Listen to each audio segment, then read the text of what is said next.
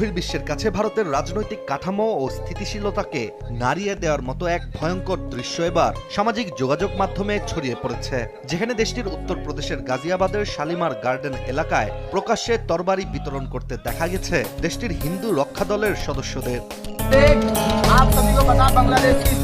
Viral ভিডিওতে শুধু তরবারি বিতরণের দৃশ্যই ধরা পড়েনি, পাশাপাশি শোনা যায় উস্কানিমূলক স্লোগানও, যেখানে চাঞ্চল্যকর এই ঘটনা ঘটানো হিন্দু রক্ষা দলের সদস্যরা বাংলাদেশে হিন্দুদের ওপর হামলার প্রসঙ্গ টেনে ভারতের ভেতরে মুসলিমদের বিরুদ্ধে সহিংসতার ডাক দিয়েছেন। আর সাধারণ মানুষদের তরবারি দিয়ে তারা বলছেন, আপনারা প্রত্যেকেই ভিডিওটা দেখলেন। উত্তরপ্রদেশে কিছু উগ্রবাদ সন্ত্রাসী কিছু হিন্দু উত্তরপ্রদেশের ঘটনা ভিডিওটা আপনারা দেখলেন। তারা প্রকাশ্যই বাড়িতে তারা কি করছেন, তলোয়ার তুলে দিচ্ছেন যে মুসলমানকে মারার জন্য। মুসলমানকে মারার জন্য তলোয়ার তুলে দিচ্ছে কোথায়? উত্তরপ্রদেশে। আজ অসীম সরকার যে কথাটা তুলে ধরেছে এবং তার কিছু অনুগামীরা কিছু কথা তুলে ধরেছে যে কোরআন শরীফ ব্যান করার জন্য যে সন্ত্রাসীমূলক কথা লেখা আছে, তবে ওই সমস্ত অসীম সরকার ভক্ত কিছু মানুষকে বলবো যে উত্তরপ্রদেশে মুসলমানকে মারার জন্য তলোয়ার তুলে দেওয়া হচ্ছে। এবার ওই সমস্ত হিন্দু ভাইদেরকে বলবো যারা অশান্তি বাঁধাতে চাইছেন, তাদেরকে বলবো তাহলে এবার আপনি বলবেন যে আপনার ধর্মে তাহলে সন্ত্রাসী শিখায়? আপনার ধর্মগ্রন্থে কি সন্ত্রাসী তলোয়ার তুলে দেওয়ার কথা কি লেখা আছে? আপনার কিতাবে কি লেখা আছে যে মুসলমানকে হত্যা করো, মুসলমানকে হত্যা করো এই জন্য তলোয়ার তুলে দিচ্ছে? এরকম কি ধর্মগ্রন্থে আপনাদের লেখা আছে? তাহলে কেন তলোয়ারটা প্রকাশ্যে তুলে দিল?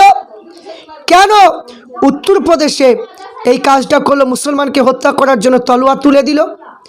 এবার আপনারা কি জবাব দেবেন?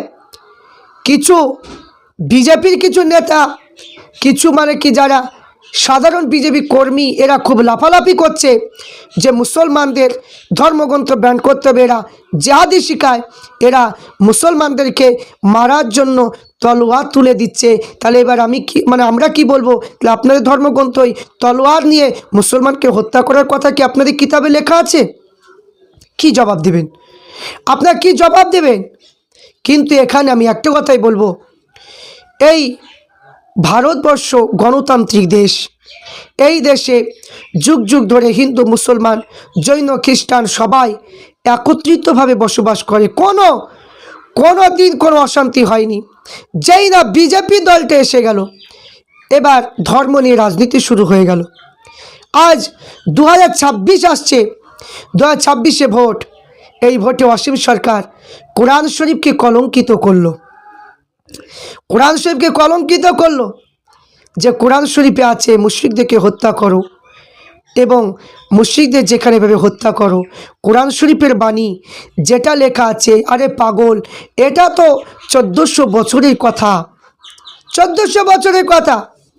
কিন্তু আজ যে আয়াতটাকে নিয়ে যে ব্যাখ্যা দিচ্ছে, একটা আয়াতের শুধু সাধারণ অর্থ দিয়ে ব্যাখ্যা দিচ্ছে, এই অর্থটা সাধারণ অর্থ দিয়ে মানে করলে হবে না, তার ব্যাখ্যাটা জানতে হবে কাদের উদ্দেশ্যে এটা বলা হয়েছিল সেই সময়।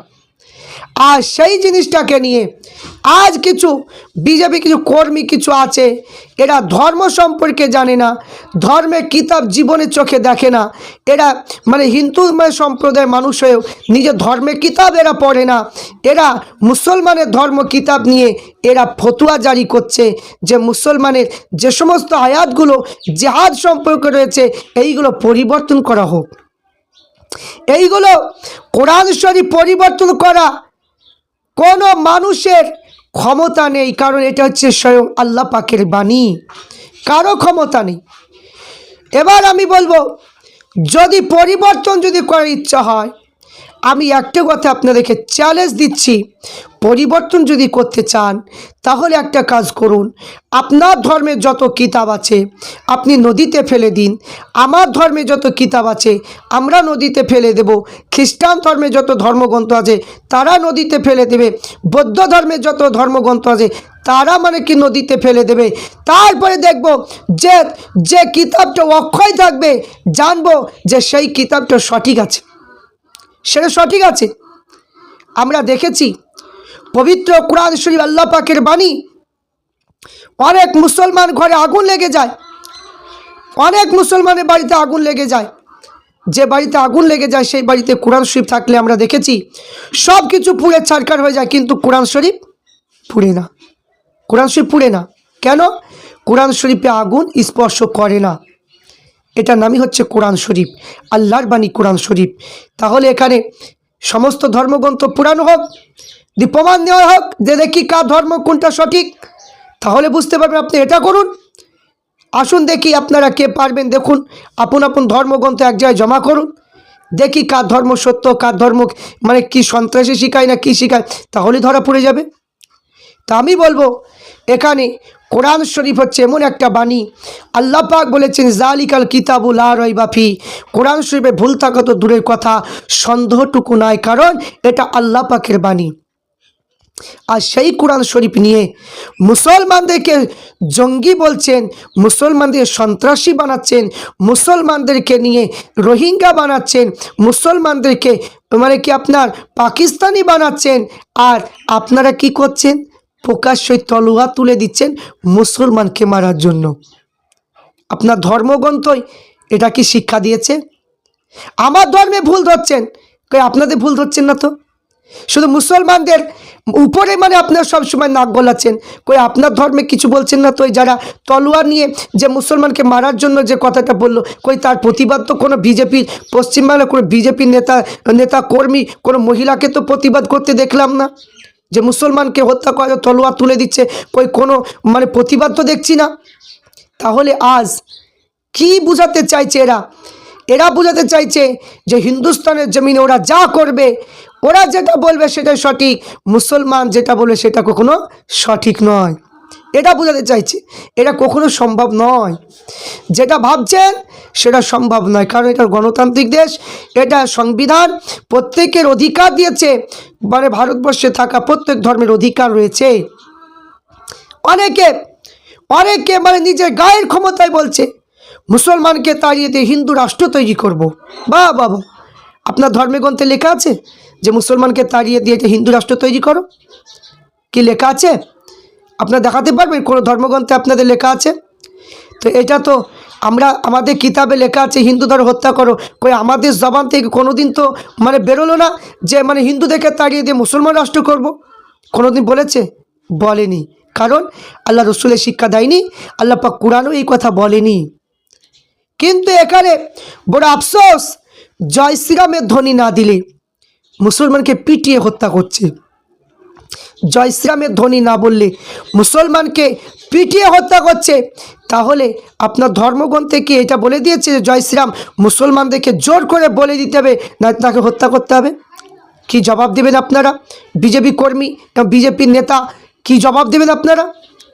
আপনারা দেখান তো যে মুসলমান কোনো জায়গায় নারে তাকবীর বলার জন্য কোনো হিন্দুকে জোর করে বলে নিয়েছে যে জোর করে বলো? কোনো দিন বলেনি। আল্লাহ রসুল কালেমা প্রচার করেছে, কোনো ধর্মের প্রতি আঘাত করে তিনি কালেমা মানে কি প্রচার করেননি। কোনো ধর্মকে বলেনি তুমি জোর করে আমার ইসলাম ধর্মে আসো। কিন্তু আল্লাহ রসুলের ব্যবহার, আখলাক, চরিত্র দেখে, আল্লাহ রসুলের ব্যবহার দেখে সেই সময় বেঈমান মানে ইহুদি, খ্রিস্টান, নাসারা এরা সবাই দলে দলে সে কালেমা পড়ে মুসলমান হয়েছিল। সেই সময় কোথায় ছিল হিন্দু? সেই সময় ইহুদি, খ্রিস্টান, নাসারা ছিল। তাহলে আল্লাহ রসুলের ব্যবহার দেখে এরা কালেমা পড়ে মুসলমান হয়েছে। ইসলাম ধর্মে কোনো দিন কোনো ধর্মের প্রতি আঘাত করে ইসলাম ধর্মে কাউকে আনা হয়নি, কাউকে আনা হয়নি। কিন্তু এখানে মুসলমানদের উপর দোষারোপ করাটা এটা হচ্ছে বিজেপির একটা পেশা। কারণ এই দলটা এসে আর হিন্দু মুসলমানের ঐক্য নষ্ট করতে চাইছে। আমি বলতে চাই যেভাবে আমরা বসবাস করছিলাম সেইভাবে করব। কোনো বিজেপির নেতা ধর্ম আমাকে শিক্ষা দেবে না, কোনো বিজেপির নেতা ধর্ম আমাদেরকে শিক্ষা দেবে না। আমাদের ধর্ম কিতাব আমরা পড়া জানি, তাই আমরা আমাদের ধর্ম কিতাব নিয়ে থাকবো। হিন্দু ভাইদেরকে বলবো আপনারাও ধর্ম কিতাব আপনাদের পড়ুন, আমাদের ধর্ম কিতাব পড়ুন, আমাদের ধর্ম পড়ে দেখুন যে কোনো জায়গায় কোনো ভুল কথা থাকলে আপনারা বলুন, সেটা বুঝতে না পারলে আমরা বুঝিয়ে দেব। কিন্তু মুসলমানের উপর আঙ্গুল তুলে কথা বলবেন না। আজ নিজের মানে কি নিজের ক্ষমতায় আজ প্রত্যেকটা বাজে তলোয়ার তুলে দিবেন মুসলমানকে হত্যা করার জন্য, আর মুসলমানকে দোষী বানাবেন। বাহ, কি চমৎকার আপনাদের ইতিহাস! এটা কোনোদিনই চলবে না।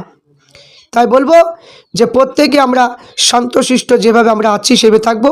এই 2026-এর জন্য এখন বাজার গরম করছে, তাই সাধারণ হিন্দু ভাইদেরকে বলবো, সাধারণ মানুষগুলোকে গরিব মানুষদেরকে বলবো, আপনারা এদের বক্তব্য শুনে আপনারা বিচলিত হবেন না। কারণ বিজেপি নেতারা বলছে যে মুসলমানদের কোনো দোকানে হিন্দু ভাইদের খাওয়া চলবে না। তাহলে চিন্তা করুন, মুসলমান কোনোদিন বলেছে যে কোনো হিন্দু ভাইয়ের দোকানে খাওয়া চলবে না? বলেছে কোনোদিন বলেনি। তাহলে চিন্তা করুন, মুসলমান হলো একটা, ইসলাম মানে হচ্ছে শান্তি। আমরা শান্তি চাই, আমরা অশান্তি কোনো দিনই চাই না।